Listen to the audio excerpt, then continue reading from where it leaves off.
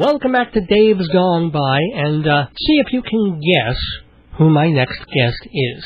Now, you have to concentrate. You have to think really hard. No, you're not. You're not concentrating. Think. Okay, I'm gonna. Do you see a letter? Do you see the letter K in front of your? No, not if you're doing special K. I'm saying, think of the letter K in front of your brains, and now push it out. Push it out in your head, and think qua. You got it. That's right. The Amazing Kreskin is our guest in the Daverhood tonight. Welcome to the Daverhood. Amazing Kreskin, how you doing? Dave, I got to tell you, that was a delightful introduction. I've had all kinds of introductions through the years from those out of left field, but I kept getting my name as an impression. I'm all good to talk to you. Can I ask you, where's your home base? Where are you speaking to me from? This is a Long Island radio station. It's the signal's out of Freeport. It's WGBB, although our offices and studio are in Babylon. But here's the question that I'm sure you get 4 billion zillion times. Wouldn't you know that? Like, couldn't you just press something on your head and go, oh, he's coming out of Babylon. Dave, he's Jewish, he's 43, what? I'm walking down the street in London, and someone shouts across the street, Kreskin, what's my wife's name? Tell me my wife's name. And then on and on, I get a kick out of it. One of the soap operas, someone in the afternoon, I don't watch the soaps, but it's been on for years. I don't know, the gal was saying to the doctor, how come you didn't know what was wrong with me? And he says, who do you think I am, the Amazing Kreskin? Well, the relief, Dave, is so far, I have not been referred to as a molester, terrorist, or wife beater, but I get a kick out of my name and it comes up an awful lot in sports commentaries and sports stories. So, my whole work deals with the mind, but I don't know if I would have ever dreamt 40, 50 years ago that my name would be used in such a way. Now I met some people because of some negotiations from Korea, and they say, do you know the Korean people have a term that uses your name, and they were trying to explain it to me. It sounded fairly positive, Dave. I'm afraid to try to interpret it any further. That scares me. Well, I guess they use it interchangeably with psychic, in a Korean sort of way. I'll tell you what happened. Years ago, I had now most people listening in probably don't know who Steve Allen was, but there was a very fine broadcaster in the 50s and 60s. It would be very sad if people listening to my program did not know who Steve Allen was. Well, he was a brilliant wit. He was a brilliant man, and I remember watching him as a kid, and then he heard about me, and in the 60s, and I was just going to college while I was performing everywhere. He flew me into L.A., and he had just left the Tonight Show, and he was doing a nighttime show in L.A., and he said, well, everybody's interested in ESP and telepathy. It was very nice. He said, this young man some kind of an unusual gift. Well, let's welcome Kreskin. And Dave, I walked out. Yeah. In those days, the shows were live, but in those days the lights were very hot, very, very bright in television. And there was no rehearsal because I refused to rehearse what I was going to do. I would just describe what I was going to try to do with the audience. I walk out on camera. The lights are blaring in my eyes. I go over to shake hands with Steve Allen, and I had not met him up to now, and he's standing on the dais, just like tonight on Leno and Letterman. Their desk is raised, and don't you know, as I walk over, Dave, I trip over the desk, I fall flat on my face, my first break in national television. So somebody was watching that night, and 6 or 8 weeks later, Johnny Carson created Karnak, who fell over the desk. That was me. Well, also, I think he took Karnak from Steve Allen, The Swami also had a tongue-in-cheek quality to it, because in the last year, Johnny was on, I did 88 shows with him, and the last year he was on, I said, Johnny, you never let me forget my first break on TV. He says, oh, the mighty Karnak. And but it's funny how that's lingered with me. I never wanted the term amazing. I never used it, but Carson used to say to Ed McMahon, well, the last time Kreskin was on, he was 92% amazing, and Ed McMahon would say, no, he was 96% amazing, and he's going to be on.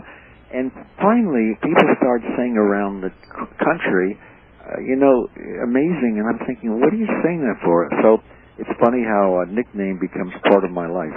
Well, I guess the percentage rate, if you are getting 80 to 90+% ratings, that is pretty amazing for... Now, I have to be right up front and tell you that I don't per se believe in this kind of thing. I'm accepting of it as I hate to say a trick, but more of an entertainment value kind of artistry. And that's how I'd like to put it. I appreciate that. You know, I've never made any claims of any special psychic powers or what have you, but at the same time, all my life I have, I've never made any claims, although I happen to personally believe that I do have a telepathic ability, and I don't think it's any particularly supernatural. And this has been all my life. But whether you do or not, I always remind, and I love skeptics in an audience because, you know, last year, let's see, just as of 4 months ago, I've now flown 3 million miles, a little over 3 million. And the pilots, when I get on the plane, they say, "Oh, how many miles is it now, Kresge?" Because I've flown more than most commercial pilots in the United States today. And anybody wants, by the way, if anybody wants to get any more information about my travels and travails, they can always go to my webpage, you know, AmazingKreskin.com, and anyway.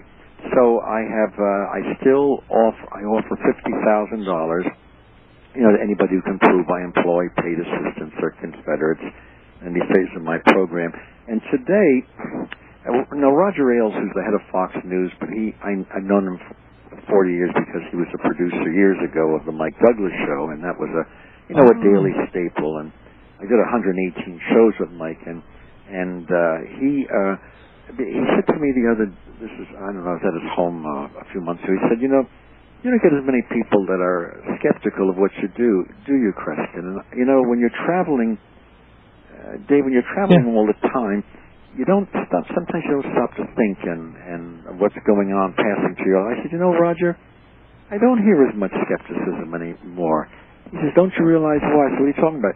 He says, my God, you've done a few thousand television shows. People have seen you for 40 years.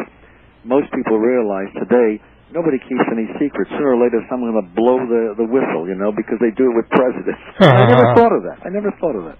Well, also, I mean, every other time that I turn on someone like Montel, there's, what's her name? Not Joy. Who talks to the dead, yeah. Yeah, I'm like, you know, no thank you. Maybe at one time she had a dream and it happened once and she's built a career on it. I don't buy it. It bothers me if she's trying to do things with people, with relatives who are really grieving, and etc. I mean, I have a real difficulty with that kind of thing. I have a tremendous difficulty regarding Sylvia Brown, and I never said anything about it until the story broke about and they played the tape of it. How a year or so ago, you know, a young man who had disappeared. The parents were on the show, and she explained that the kid is dead, you know, and she had talked to him and so forth. And as some of the listeners know, I'm not going to go into details. It turns out the kid had been kidnapped, and this man had him incarcerated, I don't know, 9 months or what have you. And then to go back to her, when the press played this and said, you told his family she was dead, her remark was, well, I'm not 100% successful. Well, damn it. If you're not 100% successful, it is totally irresponsible to even suggest to someone that someone is dead when you don't know for sure. I'm in complete agreement with you. I mean, it astonishes me that she's still on television. Well, I don't know. I think it's the irresponsibility of a company to perpetuate something like that. Because, listen, I believe in the hereafter. My religion is based on it. But the thing that bothers me, and I do believe that there are some individuals who sincerely believe that they are somehow talking to the spirit world. I've never seen evidence of it. But the one thing, and I respect that, but anyone responsible would never pull such an irresponsible move as something like that. But the people who make this for a living, I have one slight problem. Yes, all right. Sounds like you have a lot of problems with those folks. Let me accept the fact that you believe you are speaking to the dead. Do you realize there are scores and scores, hundreds of thousands of people whose loved ones have been murdered? Why not contact them and ask them who did the murder? Or contact the dead spirit and say, what's the evidence we can look for? Or, Grandma, you died, but you never told us where you put some valuable papers. No one ever asked them just some important questions. I know. I know. Other than that, I have no problem. Well, because it's, I will use the word fraud if you do not want to use that particular word. But I'm sure you would bristle when folks have perhaps used that word on you, although, as you said right off the bat, you said, hey, I don't claim to have psychic powers. No, I do what I do, you know. I don't talk to the dead because Houdini never answered the damn phone. But I do believe under certain conditions it's possible to perceive a person's thoughts, and they have to concentrate, cooperate. And it's been my showcase through my career, you know, traveling. Last year around the world, I did. Can you imagine this, Dave? 341 appearances. I have to tell you. In 365 days. Yes, don't tell me that. Bob Hope used to say to me, he used to say to me, Kreskin, there's no world war right now. Where the hell have you been the past 2 weeks, you know, and so forth? And of course, the idea, the fact of the matter is that we are gypsies. But I just came, I got to tell you, because I'm sure the listeners realize this from reading the papers and knowing what's going on. It is no great, wonderful experience to fly frequently these days. Oh, well, no. And it's not danger. My God, I think it's the safest time to fly. It is I don't know what in the world has happened to this grand industry called the airline industry. The average amount of luggage lost, and I've said this many times on network shows, lost every day in this country is approximately 10,000 pieces of luggage. When you think of that many lives fouled up, and God forbid, folks, if you're traveling and you're going to connect, you better give yourself more than an hour to connect, because there's a good chance your luggage will never make it. And then if your luggage is lost, and I'm sorry if the airline industry is upset with me because I've championed them for years, but if your luggage is lost, it gets pretty tiring.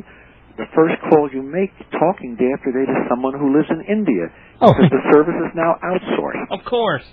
Well, that's with computers. That's with everything. I mean, I do have there's a theater critics group that I belong to, and we travel once a year to some city in America, and we see the theater there for a week.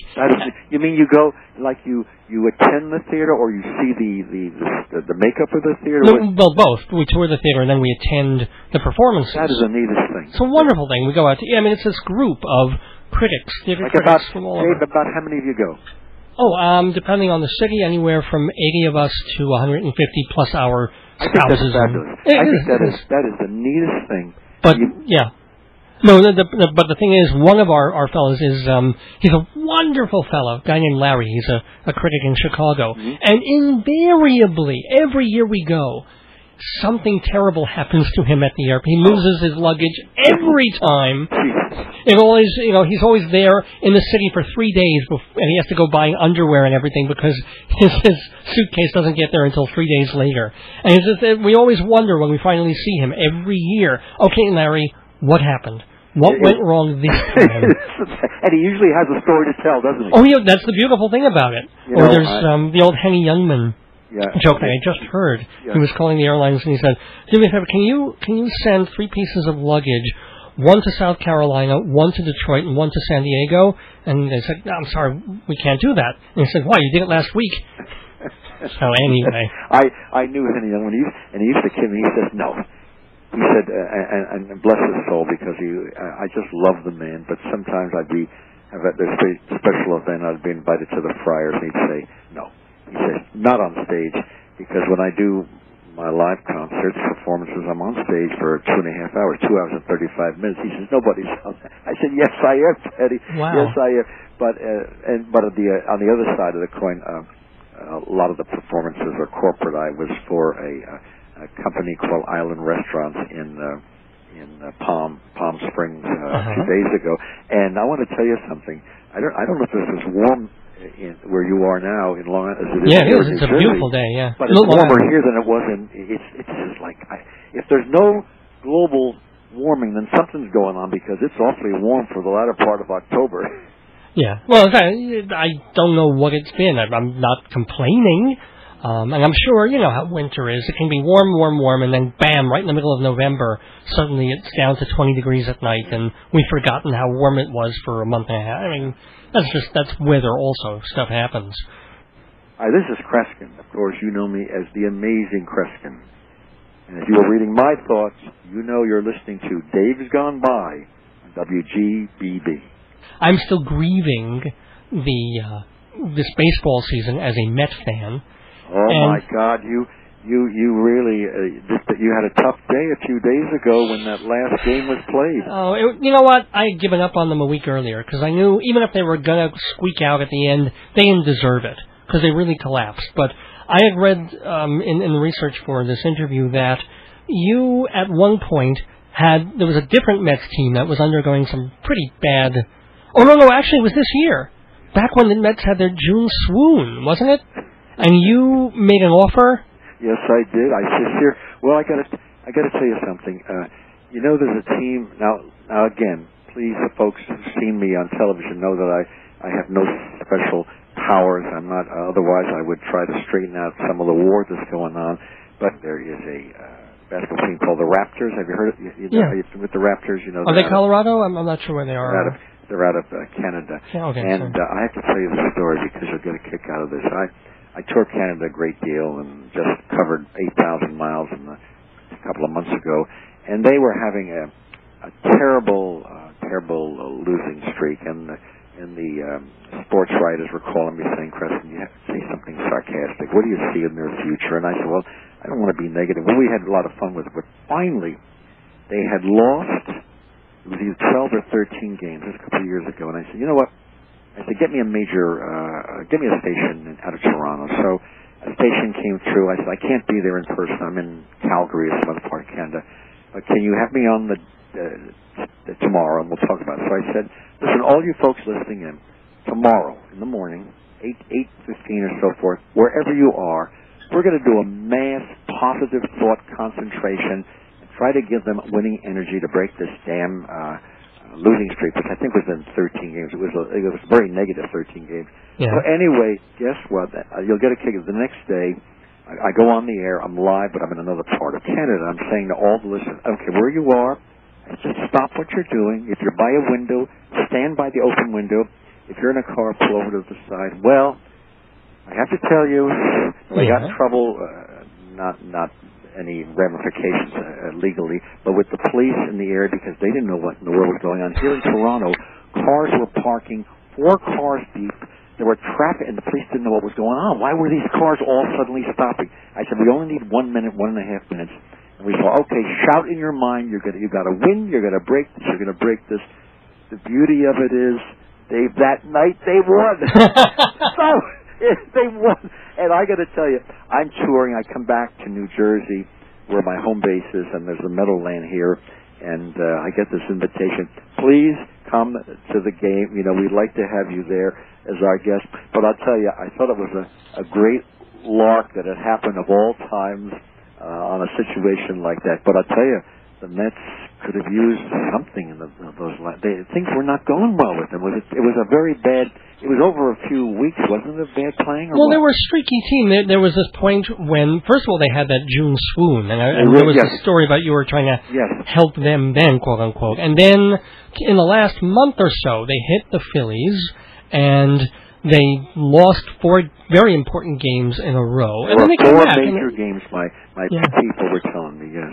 And then they came back and they started building up their lead again, and everything was okay. And then it looked like, okay, no problem, they're going to do it. They had a good chance. And then just slid into oblivion. That last week or 10 days, that was really I have to tell you, do you know, now you're going to laugh because as much as I've been involved with sports figures and so forth, I'm not too sophisticated. You know what March Madness is? I don't follow college basketball, it's a basketball, and it starts at either 62 or I don't know how many teams, but as they play, of course, each set of games, it goes down 1/2 and 1/2. So ESPN Sports comes to me and said, Kreskin, you a couple of years ago predicted on New Year's Day that the Yankees 9 months from now would be in the World Series, and it would go 7 games, and the last game they would lose. And I remember Bob Costas saying to me, he's saying it jokingly on the air, why didn't you tell us this earlier so we didn't have to wait for all this time? But anyway, so the bottom line, Dave, is I decided, and I've been asked to do this again, but insanity only runs temporarily in my life. I decided, well, I'm not a fortune teller, but I do analyze trends The way I've made predictions is different than my thought reading. I look at sequence because, as has been said by many people through history, you don't learn from history, you're going to repeat it again. So I studied something I knew nothing about, the basketball, and my prediction was that the Connecticut team, that they would win. But I did a stupid thing, and I said something. I thought, what's the matter with me? Why would I stick my neck out? I said they would win, but in the last game played, the last team to lose, or lose to them, would be Georgia Tech. But this was weeks and weeks before. I was a nervous wreck as the games are played because, first of all, I'm not interested, nor am I sophisticated. I'm thinking, what's going on? People are reporting to me. Guess what? The Connecticut team won, and the last team that they lost was Georgia Tech. I hit the nail on the head. So a couple of years ago in Canada, there was a major election, and unlike the interminable period that we have here in the United States, in Canada, you run for election, you campaign for a month. Is that not a breath of fresh air, Dave, compared to this country? Now it's a year and a half in this country. Yeah, a year and a half. You said it all. England, it's only a month. This is crazy. I mean, we're bored already, bored to tears. So I do a tremendous amount of concerts, private companies, and public shows in Canada. And they said, Mike Duffy, who has a show similar to Meet the Press in the States, and he said, would you come on the air? We'd like you to think about, I said, I don't want to think about the election. He said, well, once you think about it, come on. So I said, listen, this is one time. I'm not going to make it public because, Dave, you announce the election, you're going to lose half your audience. You're now alienated. I said, listen, put it in a safe. Put this envelope in a safe. And they had it in a safe every day for 20-some days. They said, this is the Kreskin safe and what have you. They flew me back the night of the election, and I'm a wreck watching. They had me tonight. You can imagine the wreck I am. I'm going to fall on my face, what have you. Well, I had said that the Liberal Party would be reinstated to office, but I said that if he did win, which I thought he would not carry the plurality he needs to function. I think I said he would only carry something like 135 seats, which is not a lot of seats. Well, guess what? I'm on the Today Show in Canada the next day. Yeah. He had won, carried exactly 135 seats. And I said something off the top of my head, and this has been played hundreds of times on news shows after that in Canada. I said, if this party has won, but if they're going to survive, I said it's going to be a pretty close call because if there's any problem, this government could collapse in. And I named a number of weeks. It was either 22 or what have you, but I named a specific number of weeks. And we went off the air, and I thought, this is the most stupid thing I could have done because here I hit it. It was successful. Why bury myself by sticking my neck out?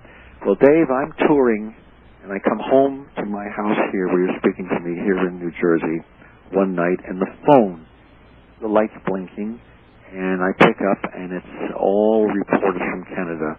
About a year ago, in November, the Canadian government had one of the worst collapses in recorded history. The entire government collapsed because of three parties going against the Liberal Party, and I was only off by, I think, 5 days. And you asked me, and they asked me, of course, because they were playing back what I had predicted. Yeah, sure. What made me say it? And Dave, I say you this with honesty. First of all, how could I even give an answer? I must have picked up something in studying the whole turmoil of events, but things like that sometimes shake me up, but it's part of my career. It's like, do you have this moment of clarity that comes, you study, you look at the figures, almost like a bookie or a really savvy Wall Street person, and then you just sort of zone into something and boom, it appears in your head. And again, it's not necessarily psychic or no, it isn't. God. It can't be psychic because there's no crystal ball to look in. And I'm not reading anybody's thoughts because if I'm reading somebody's thoughts, then they're the ones that know what's going on.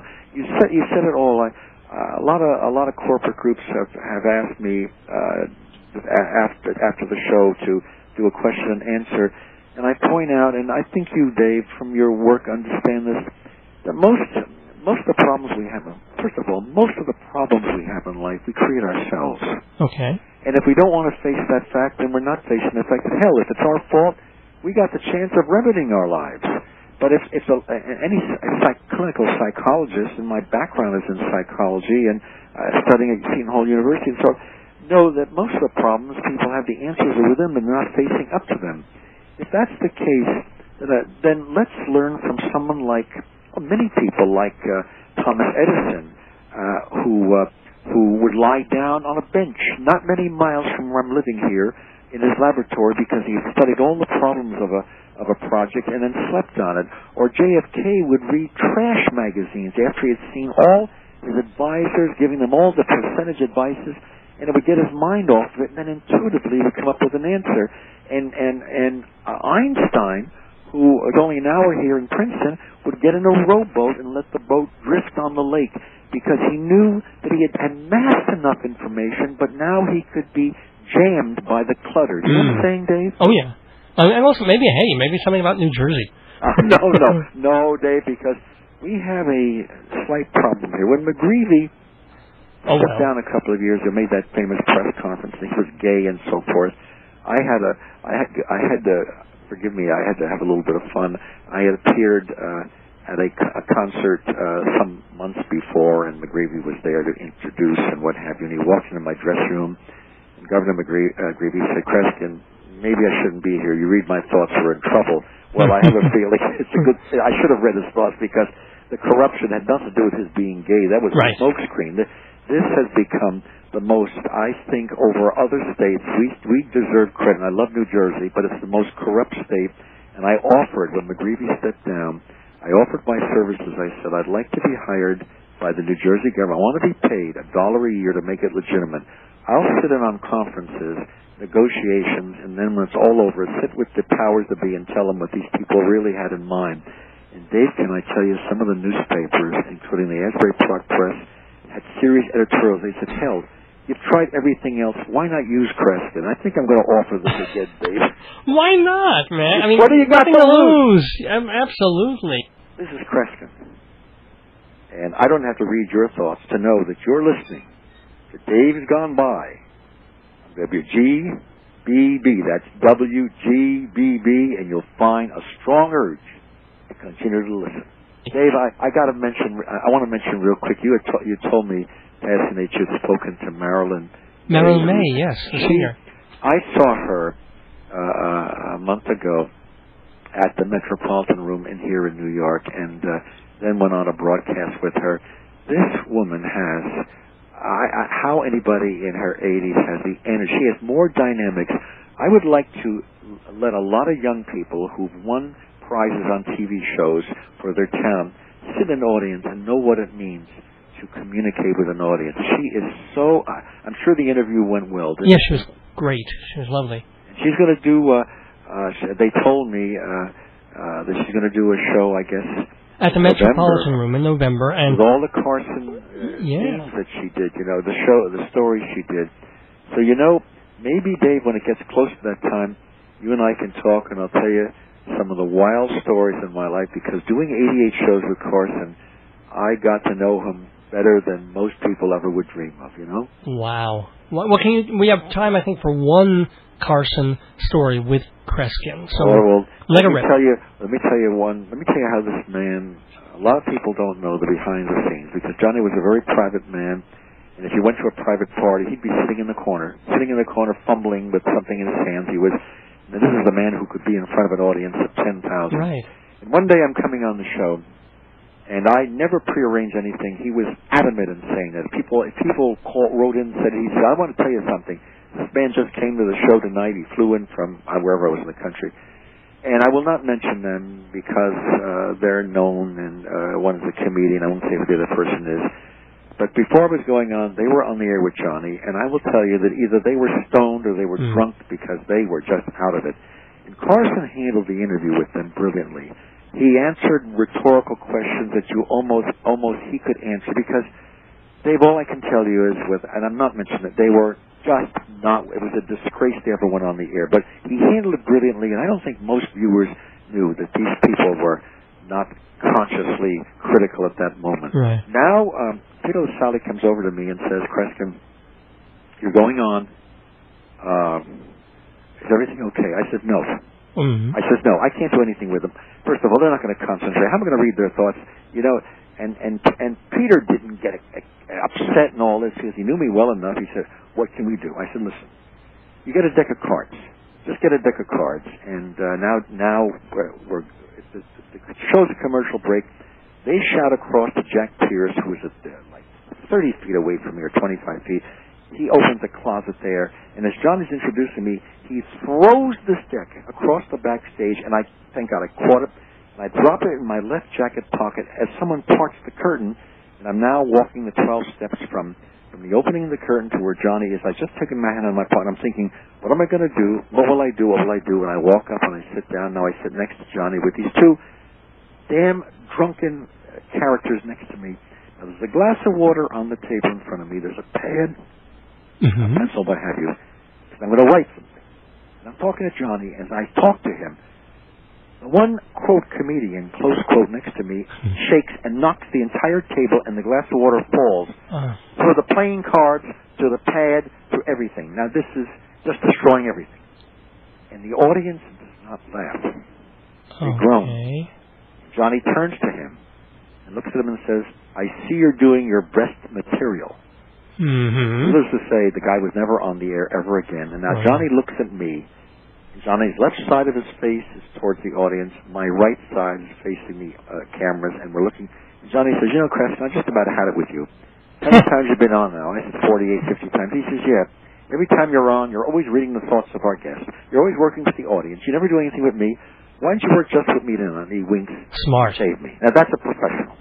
That was, wow. That's saving the moment. I have, you know, Dave, I could talk to you for hours.